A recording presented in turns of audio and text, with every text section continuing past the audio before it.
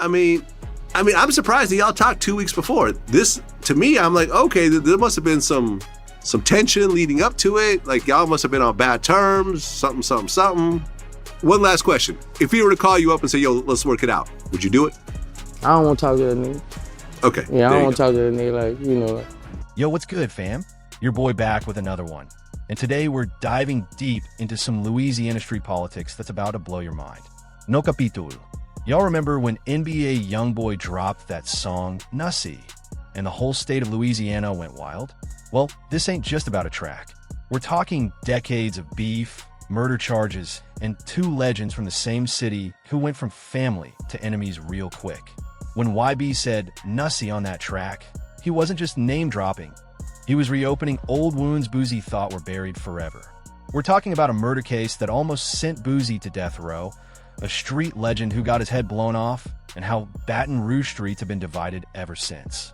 This type of situation changes everything, gang. To get the full picture, we gotta go back to the beginning. Both NBA YoungBoy and Boosie are from Baton Rouge, Louisiana, but their relationship? Way more complicated than most think. Baton Rouge isn't that big, probably only around 220,000 people. When 2 superstars come from the same city, their paths are bound to cross. Boosie had been holding it down in BR since the early 2000s. The man was already a legend while YoungBoy was still running around the neighborhood as a shorty. We're talking Lil Boosie making classics with C-Lock while YB was probably still in elementary school. Now here's the thing about Baton Rouge, it's divided. North BR, South BR, different wards that don't always get along. Boosie reps the South, specifically the bottom side, while YoungBoy is from the North. That geographic split might seem minor, but in street politics, that type of stuff matters heavy. When YoungBoy started blowing up around 2015 to 2016, Boosie was already an established legend. At first, there was mutual respect. Boosie recognized talent when he saw it, and YoungBoy knew to show respect to the OGs who paved the way. No beef at first. They were actually cool as hell. Here's where it gets crazy, fam. The first cracks weren't even about direct beef. It was about respect and protocol.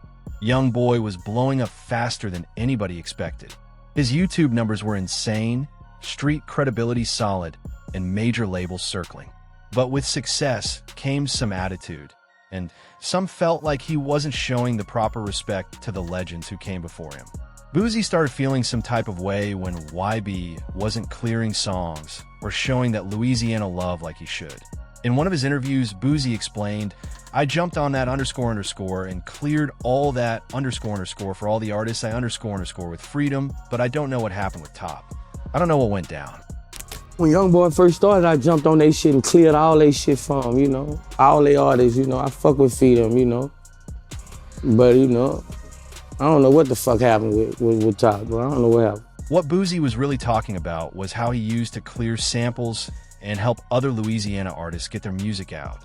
But when it came to YoungBoy, something shifted. Maybe it was label politics. Maybe it got personal. Either way, that same love wasn't being returned anymore. That's when the subliminal shots started flying. Boosie felt disrespected. And when you disrespect a Louisiana legend, there's always consequences. The streets started choosing sides. You was either Team Boosie or Team YB. And that split has been tearing Baton Rouge apart ever since. At the peak of the beef, Boosie wasn't biting his tongue. He made it clear he felt YB was out of line and not showing the respect he deserved. In Boosie's mind, he had put in real work for Louisiana hip-hop, opened doors for the next generation, and YoungBoy was moving ungrateful. Things escalated once they started throwing more direct shots in the music. YoungBoy would drop bars people took as clear jabs at Boosie, and Boosie would respond with his own subliminals. Fans were eating it up, but in the streets, the divide was getting deeper. Boosie's message was simple. YB needed to know his place and respect the OGs who paved the way. He felt the young cat was moving reckless and needed to be checked. But here's what really surprised everybody. For a moment, they actually squashed the beef. We're talking about a legendary phone call with Kevin Gates, Fredo Bang, Boosie, and NBA YoungBoy all on the same line. This wasn't just any call. This wasn't just any regular conversation. This was Louisiana royalty coming together to to dead the drama. Boosie spoke on it during his interview with Real Emotion, explaining how that call really hit him. He said it messed with his head heavy. Gates popped up on the line, Fredo jumped in, and everybody was speaking from a real place. That phone call came right after Boosie took his plea deal in his federal case, when he was going through it for real. Family issues, legal pressure, the possibility of prison, the whole nine. He was in one of the darkest moments of his life, and that call meant everything. Boosie straight up said, "I needed that phone call." For a hot minute, it felt like things were finally shifting. Louisiana looked like it was about to be unified again. Boosie was even talking about doing a whole tape with YoungBoy. The fans were excited, the streets were happy, and it really seemed like the beef was dead and buried. Kevin Gates probably played a major role in making that call happen. He's always been the peacemaker in Louisiana, trying to keep everybody on the same page. Fredo banged too. That's Boosie's cousin, so he definitely had reason to want the situation squashed. Now here's some real tea people don't talk about enough. Boosie's son, Tootie Raw, is one of NBA YoungBoy's biggest fans. No capítulo. That kid be bumping YB heavy. And that probably had something to do with Boosie wanting to end the beef. Imagine being Boosie and your own son coming to you like, "Daddy, why you beefing with my favorite rapper?" That type of moment hits different when family's involved. Tootie Raw had probably been in his dad's ear about squashing the beef, and Boosie, being the father he is, listened. Tootie Raw represents the next generation of Louisiana fans who don't want to see their legends at war. These young cats just want good music and unity. Having his own son ride heavy for YB probably made Boosie realize this beef wasn't just personal anymore. It was affecting the whole culture. Let me keep it 100. Boosie knows going toe-to-toe with NBA YoungBoy isn't worth it. And it's not about being scared. It's about being smart. See, YB operates on a different energy. This young cat is timed right, and the streets know it. His reputation isn't just hype. He's been through shootouts, arrests, and losses around him that most can't imagine. His music reflects that reality, and the streets respect the authenticity. When YB talks violence, it ain't entertainment, it's his life. Boosie's been through enough legal storms to know clashing with someone like YB is a losing battle. He just beat a murder case, survived federal charges, and built a legit empire. Why risk all that for rap beef? Plus, YB's younger, hungrier, and got less to lose.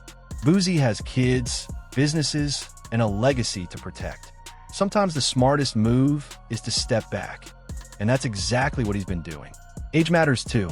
Boosie's in his 40s now, wisdom, perspective. YB's in his early 20s, reckless energy, still learning. Boosie probably sees himself in YB and doesn't want to watch a young cat ruin his life over a stupid feud. But don't get twisted, Boosie ain't no punk. He just knows when to pick his battles. Going to war with YB, that ain't one worth fighting, especially when they're from the same city and should be building together.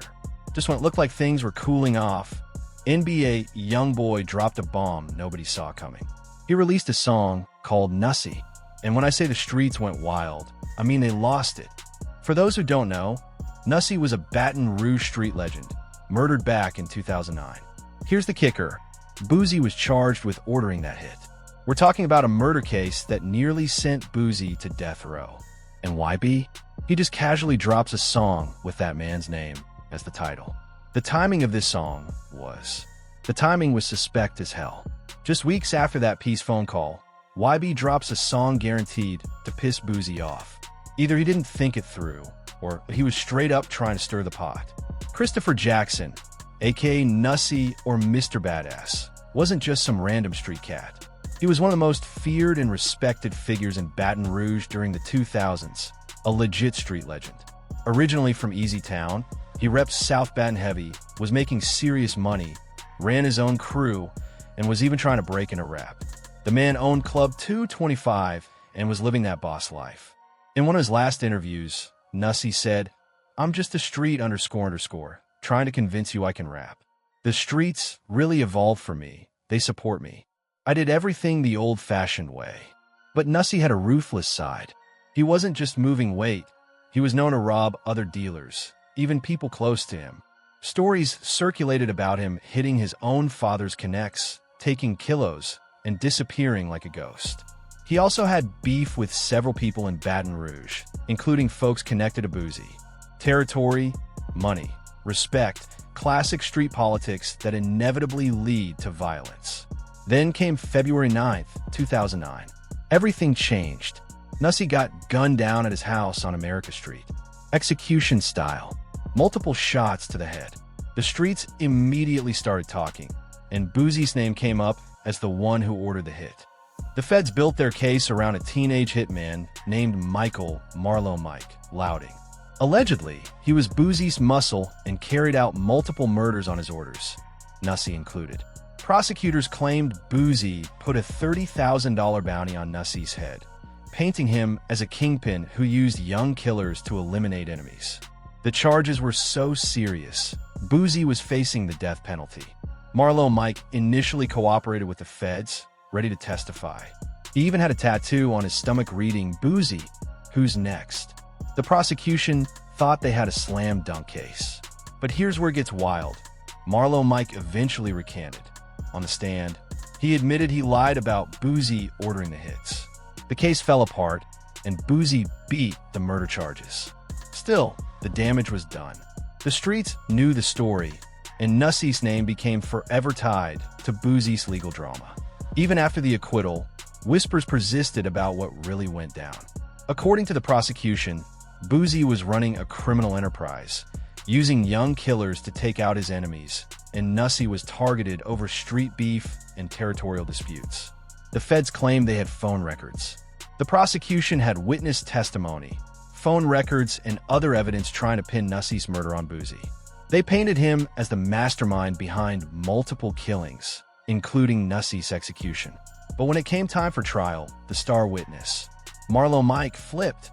He admitted he lied to the feds to get a better deal, saying Boosie had nothing to do with the murders. Without that testimony, the case crumbled. Even though Boosie walked free, the damage to his reputation was done. People still whispered, still connected him to Nussie's death. That's why YB dropping Nussie hit so hard. It reopened all those old wounds. Boosie was hurt, betrayed, and you could hear it in his voice. In his interview, he made it clear how he felt about bringing up the dead. "If I beef with you while you was living, that's one thing, but you left behind, that ain't gonna make me diss the dead."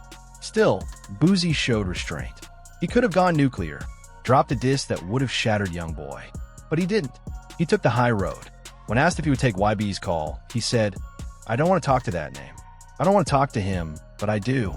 You know he's well. I don't do my dog like that. That don't hurt my feelings." This wasn't just rap beef, it was personal. YB crossed the line by bringing up Nussie, and Boosie felt betrayed because they had just made peace. The hurt was real. He was ready to collaborate, ready to bring Louisiana together.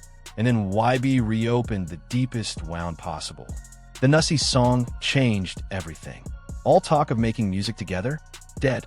Baton Rouge, gone. Old wounds that Boosie thought were healed, exposed. This shows just how complicated street politics get, especially when legends from the same city are involved. Boosie and YB should be building Louisiana up, showing the world what Baton Rouge is really about. Instead, pride, ego, and old beef got in the way. Here's the real tea. This beef probably ain't over. YB is young and reckless, doesn't seem to care about consequences. Boosie is a legend who won't let anyone disrespect him, even while taking the high road. Something tells me there are more chapters coming in this story. At the end of the day, both are Louisiana royalty, and the state is big enough for both of them.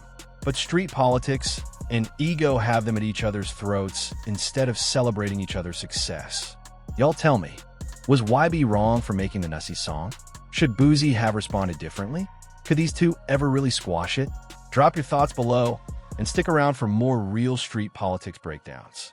Your boy's keeping it 100, no matter how uncomfortable the truth gets. P.